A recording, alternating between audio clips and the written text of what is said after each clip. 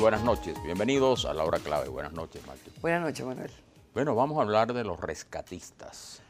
Salvamento y rescate, una actividad tan importante en la sociedad. Salvamento que no se salvan de una cantidad Así de es. vicisitudes como el resto del país. Bueno, en abril de 1937, a raíz de haberse caído en Guayana, el día 23 de abril, la aeronave YBAK de la línea aeropostal, al mando del teniente Jorge Marcano, sobreviviente al igual que otros 7 personas, y en la que 2 tripulantes murieron, se organiza la primera labor de búsqueda y salvamento SAR, registrada en los anales aeronáuticos venezolanos.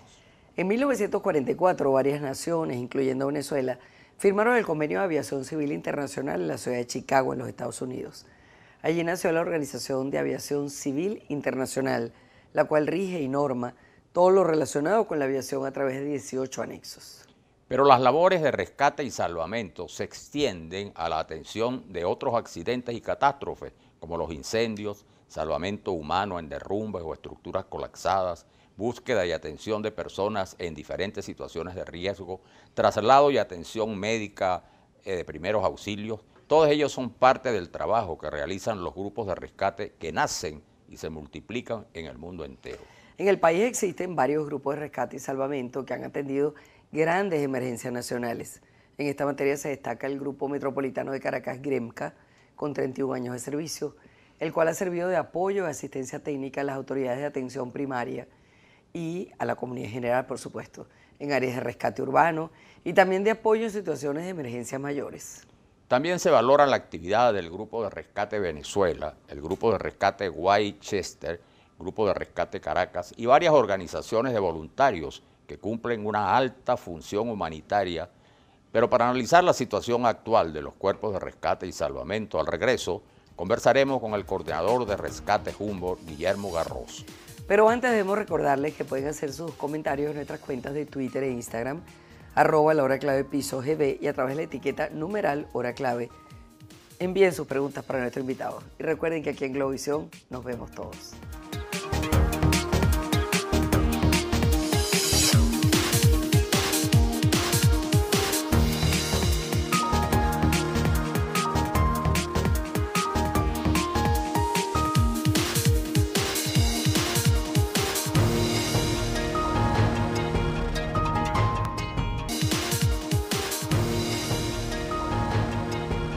Regresamos con La Hora Clave.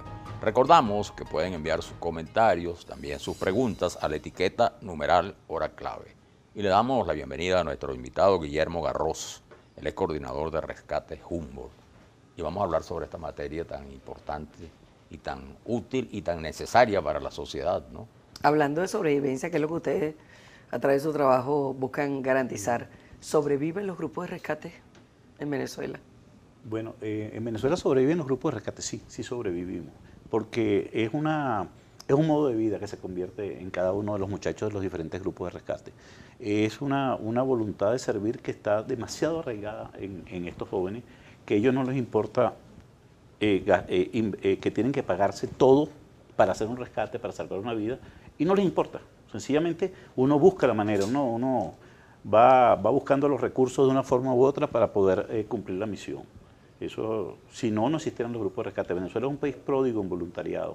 En Venezuela se hizo un censo recientemente, lo hizo el Viceministerio de Gestión de Riesgo y Administración de Desastres, donde se censaron más de 500 grupos de rescate. Qué bárbaro. 500 grupos. Legalmente registrados y activos, con un activo de personal de aproximadamente unos 70.000 jóvenes. 70.000, y son todos voluntarios. Todos absolutamente voluntarios. El problema está en que la gente no los conoce, porque no nos visualizamos en los medios cuando se ocurre un desastre, sino se convierte, que no está mal, porque la función de uno y el interés es salvar vidas.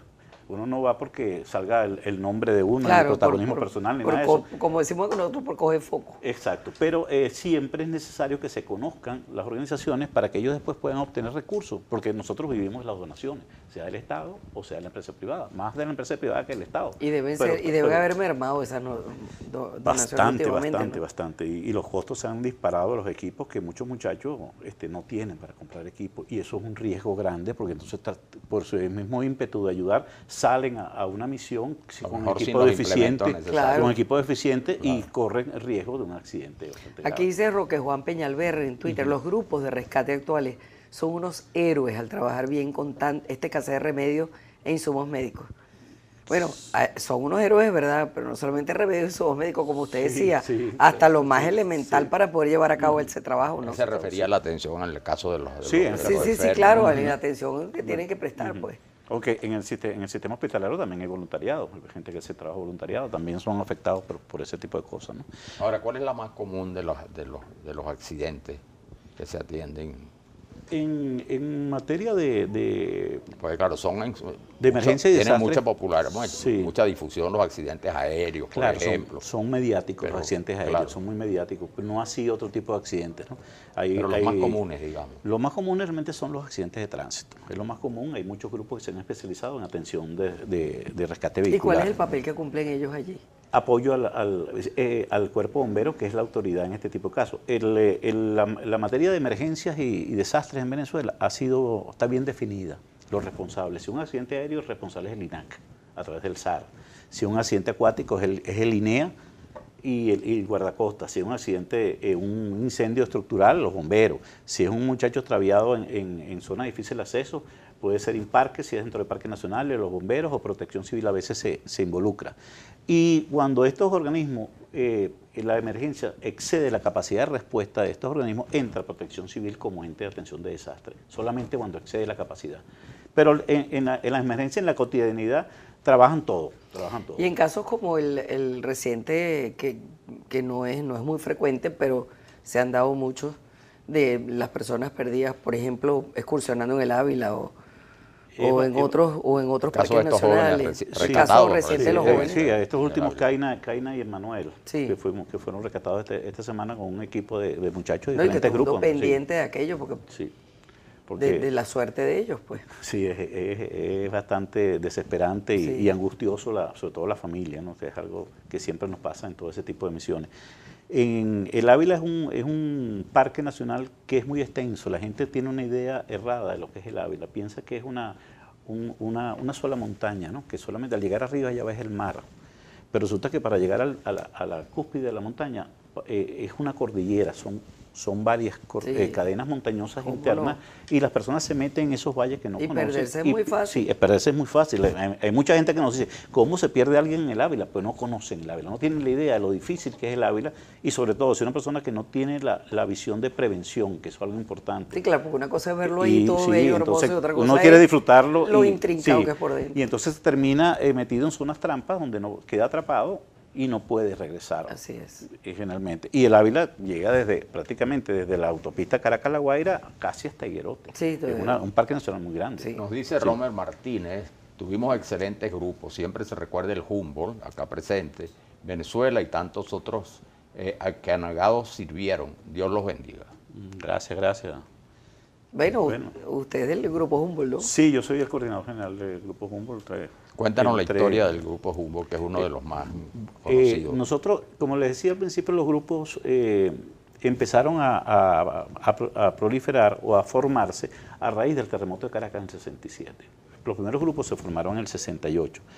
Estuvo el Rescate Venezuela, se fundó en el 68, se fundó el Humboldt, se fundó el SEMA, que es un grupo que, por cierto, ahorita tiene una situación bien crítica. Ellos están en Guatire porque la alcaldía les está desalojando la sede. Y un grupo de rescate sin sede no existe. ¿Por qué se las desalojó? Ellos tienen esa sede que se dio como dato la gobernación de Miranda y hay un problema con la gobernación, quiere poner la policía ahí cuando hay tanto terreno en Guatire para construir una buena estación de policía, un buen cartel de policía y quieren es la sede de los muchachos porque la quiere. Pues es un problema digo yo y lo digo sin que me perdone la alcalde si me está viendo, pero ella tiene que entender que no puede ser un asunto de antojo. Tiene que privar la visión comunitaria y la real necesidad del pueblo. Es una organización que tiene fundada en el 68, que es reconocida en la comunidad, que son los que están y más es el servicio capacitados. Que presta. Sí, el servicio y en la parte de educación con respecto a accidentes ofidiológicos, ellos son los mejores en ofidiología. Y los están sacando sin una necesidad. Y para todo grupo de rescate, cuando hemos perdido la sede, nosotros también perdimos la sede en el 88. Y fueron 10 años de suplicio porque uno pierde, la sede es el corazón de una organización de rescate porque es voluntario, no tiene otro sitio, no tiene manera de hacer. Entonces, ¿dónde se reúnen? En la casa de un amigo, ¿dónde guardan el equipo? ¿Dónde hacen todo el trabajo? ¿Dónde capacitan a la gente? No tienen dónde, todos los grupos merman. Y bueno, volviendo al tema, pasa que me salí porque es un puntico que tenía que no quería que se me pasara. No, pero muy interesante. Sí, se fundaron los grupos, como dije, Venezuela, Humboldt, el Domingo Peña en Mérida.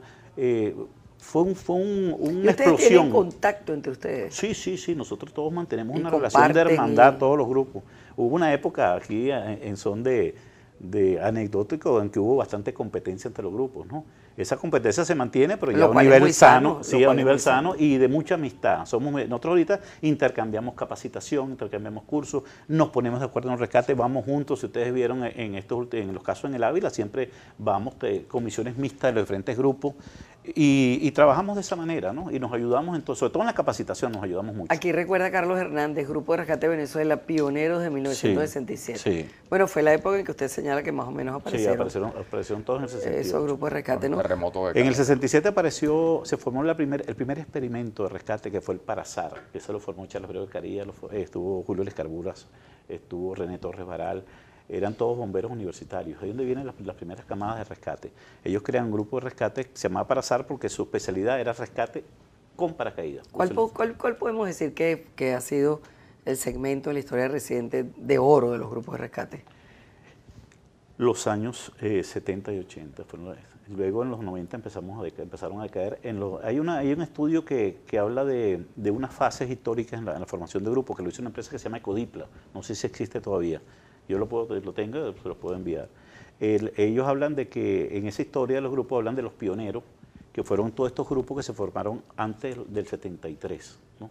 Entre 68 y 73, lo llamaron los pioneros. Luego, a partir del 73 los denominaron la élite, porque eran grupos muy preparados, fue donde se especializaron los grupos, dejaron de ser grupitos de personas que se reunían para prestar alguna ayuda a ser organizaciones capacitadas, entrenadas, que eso llevó a que si ustedes buscan la historia en todos los organismos oficiales, Protección Civil, el SAR, todos ellos se nutrieron de esta gente. Hoy en el SAR usted va y los jefes del SAR, todos son del Grupo de Rescate Humboldt, Grupo de Rescate Venezuela, porque eran los grupos que se capacitaron y dieron todo ese conocimiento. Igual las protecciones civiles, casi todos los directores de protección civil que no han sido militares ni bomberos, los civiles que han sido, todos han venido de los grupos voluntarios. Y en estos momentos, a pesar de la situación, se mantiene la afluencia de voluntariado, que se enrola y que quiere trabajar en el interés sigue, esa vocación de servicio sigue en los jóvenes, que es una mezcla de vocación también y seamos sinceros, y aventura, ¿no? Porque los grupos de rescate le dan la posibilidad a ellos a entrenarse en cosas que normalmente en su vida normal no pudieran hacerlo. Y normalmente la gente permanece. Un promedio se ha estimado que duran, un muchacho que se gradúa en un curso básico de cualquier grupo de rescate, su vida promedio entre el grupo es unos 2 o 3 años. Luego se van por otros intereses. Y entran otros. Pero todos los años los grupos estamos dictando cursos, estamos metiendo gente nueva. Y ese es un proceso continuo, capacitación, ingreso, la gente se va alejando por diferentes motivos, se casan, el trabajo no lo deja, la esposa no lo deja después, en fin, o las muchachas, los esposos no la dejan, pues hay muchas muchachas rescatistas, muchas buenas rescatistas. ¿Eso le iba a decir las mujeres? Bueno, buenísimas rescatistas son. Qué maravilla. En muchos sitios son más bravas que un hombre. Sí. No lo dudo. Sí. Bueno, hemos terminado, le damos las gracias. Oye, y por supuesto, necesitan, qué bueno que hayamos expuesto todo esto para que quienes estén en capacidad de darles una mano se las den, porque están trabajando verdaderamente con las uñas. Eso es lo que necesitamos, que nos apoyen la empresa privada, la empresa pública y busquemos la manera de que los grupos se mantengan en el tiempo. El voluntariado es una fortaleza grandísima de este país, que no hay que perderla. Muchísimas gracias. Muchas gracias. Vamos a la pausa y regresamos.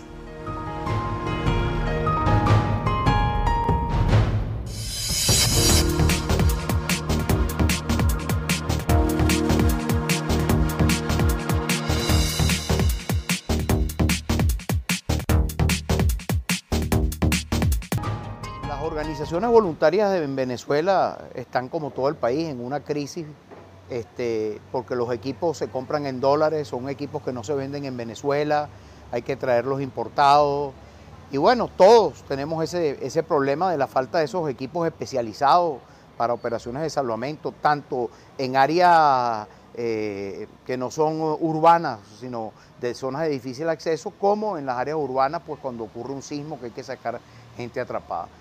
Aquí hay equipos, pero faltan equipos, porque no es Caracas, Venezuela. Venezuela es mucho más grande y los grupos voluntarios estamos extendidos todo el territorio nacional, bien entrenados, bien capacitados, con ganas de trabajar y servirle al pueblo. No pedimos nada a cambio, lo que necesitamos es la ayuda gubernamental para que nos faciliten que los recursos lleguen con la frecuencia requerida, que podamos nosotros tener pues acceso a esos dólares también que todo el mundo tiene, pero para traer nuestros equipos, los equipos que hacemos para salvar vidas. Todos somos voluntarios dentro de las organizaciones, por ejemplo, el Grupo Rescate Venezuela, el Grupo Rescate Humboldt, el Grupo Rescate Caracas, Lara, el Grupo Andino de Rescate, el Domingo Peña, el Grupo Rescate Valencia, el Grupo Rescate Oriente, el Orisur en Oriente. Todos los grupos están conformados por voluntarios con gente con muchos años de experiencia. Por ejemplo, nosotros nos fundamos el 17 de diciembre de 1969.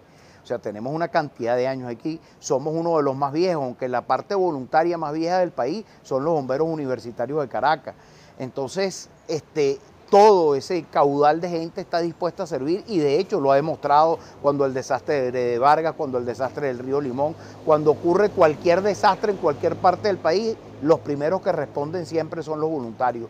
Por supuesto, los organismos del Estado como bomberos, policías están allí, pero no tienen tanta gente como el caudal de voluntarios preparados que llegan a salvar vidas en un momento determinado. Y esa es una fuerza gigantesca que tiene Venezuela, de gente con el corazón más grande que nosotros mismos, pues que ya yo soy carga ancha. Entonces, todas esas cosas pues van a servir, a ayudar y a salvar vidas, ¿no? Eso es un valor inmenso que tenemos. No, y Enrique, déjame decirte, Enrique Martín Cuervo es estupendo y es uno de los grandes expertos aquí en aeronáutica de rescate. Y esa realmente fue encomiable, desde aquí este canal lo cubrimos, encomiable la labor que cumplió todo lo que era la aeronáutica civil en el caso de Vargas. Deslave de Vargas. Bueno, hay varias cosas, ¿no?, importantes en esta materia que hemos tratado. Primero, en las actividades de rescate y salvamento se destaca la participación cada vez mayor de voluntarios de colegios y organizaciones de la sociedad civil. También la Policía Nacional de Bomberos otorga certificados como técnicos de rescate urbano. Por ejemplo, en los últimos 18 años se han organizado más de 390 cursos con más de 8.400 participantes. Pero la situación del país también afecta al sector. Por ejemplo, la dotación de implementos se complica debido a los costos. Solo un casco puede costar alrededor de 255.000 bolívares. Así es. Y todos los implementos necesarios ascenderían a 1 millón de bolívares por rescatista. También algunos de estos grupos han paralizado sus labores, no solo por el tema de los costos, sino por la creciente inseguridad que afecta a sus miembros y a los voluntarios en el cumplimiento de sus tareas. Para concluir, hoy más que nunca es necesaria la colaboración de los ciudadanos con los grupos de rescate y salvamento, cuya tarea, por supuesto, es proteger la seguridad de todos los ciudadanos de la población. Esa es la clave. Esa es la clave. Buenas noches.